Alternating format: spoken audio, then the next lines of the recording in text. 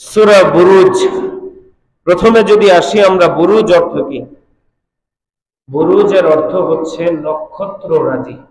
বুরুজের অর্থ কি? নক্ষত্ররাজি, নক্ষত্র সমূহ। তো আল্লাহ তাআলা এই সূরা শুরুই করতেছেন কসমের মাধ্যমে, শপথের মাধ্যমে। আমি আগেও বলেছি আল্লাহ তাআলার সৃষ্টি নিয়ে, আল্লাহ তাআলার সৃষ্টি নিয়ে কসম কেবলমাত্র আল্লাহ তাআলাই করতে পারেন।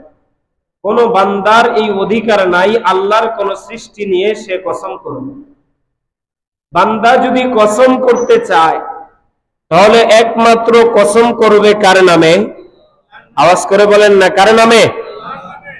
যদি কসম করতেই হয় করবে একমাত্র আল্লাহর নাম। আর আল্লাহ তাআলা তার নিজের জাতের কসমও কাটতে পারেন, তিনি তার সৃষ্টির কসমও কাটতে পারেন। এটা আল্লাহ তাআলার বৈশিষ্ট্য। বুঝতে পারছেন?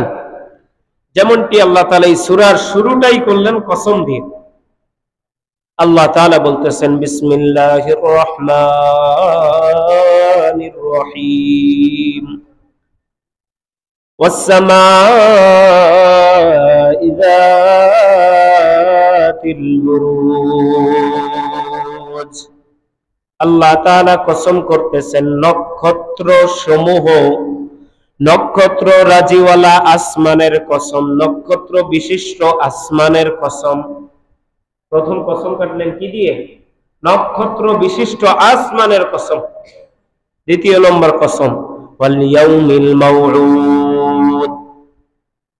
দ্বিতীয় নম্বর কসম কাটলেন বিচার দিবসের কসম, প্রতিশ্রুত দিনের কসম। আমাদের জন্য প্রতিশ্রুত দিন কোনটা? সেটা হচ্ছে বিচার দিবসের দিন। ওই দিন আমাদের সামনে প্রতিশ্রুত যে ওই দিন আসবেই, ওই দিনের সম্মুখীন আমাদের প্রত্যেকেরই হওয়া লাগবে। আল্লাহ তাআলা বিচার দিবসের কসম কাটতেছেন। তিন নম্বরে আল্লাহ তাআলা কাটতেছেন ওয়া শাহিদ। আল্লাহ তাআলা জুমার দিনের কসম কাটতেছেন। ওয়া শাহিদ, জুমার দিনের কসম। ওয়া মাশহুদ, আরাফার দিনের কসম। কয়টা কসম কাটলেন? এক নম্বর হচ্ছে নক্ষত্র বিশিষ্ট আসমানের কসম, দুই নম্বর বিচার দিবসের কসম, তিন নম্বর হচ্ছে জুমার দিনের কসম, চার নম্বর হচ্ছে আরাফার দিনের কসম। এই চারটা কসম খেয়ে আল্লাহ তাআলা আমাদেরকে একটা ঘটনা শোনাইতেছেন অতীতের। শুনতে রাজি আছি তো ইনশাআল্লাহ? আল্লাহ আমাদেরকে ঘটনা শোনাচ্ছেন, আমরা শুনবো না ইনশাআল্লাহ? অতীতের একটা ঘটনা তাফসীরের মধ্যে রাসূল সাল্লাল্লাহু আলাইহি ওয়াসাল্লাম দুনিয়ায় আসার 70 বছর আগের ঘটনা। যেই সময়ে ঈসা আলাইহিস সালাতু ওয়াস সালামও ছিলেন না, ওই জাতির কোনো নবী ছিল না, বোঝানোর মতো তেমন কোনো আলেমও ছিল না।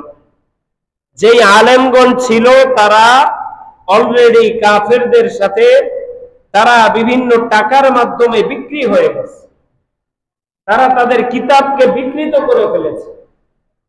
যেমন ধরেন বোঝানোর জন্য যদি বলি, তারা টাকার মাধ্যমে, অর্থের মাধ্যমে, সম্পদের মাধ্যমে কিতাবের জায়গায় লেখা ছিল একটা, আল্লাহর পক্ষ থেকে নাজিলকৃত কিতাবে লেখা ছিল একরকম, তারা ওই লোভে পড়ে ওই আল্লাহর আইন বদলি করে দিয়ে ওই জায়গায় অন্য আইন, মন করা একটা আইন লিখে দিছে। চিল্লায় বলেন নাউজুবিল্লাহ।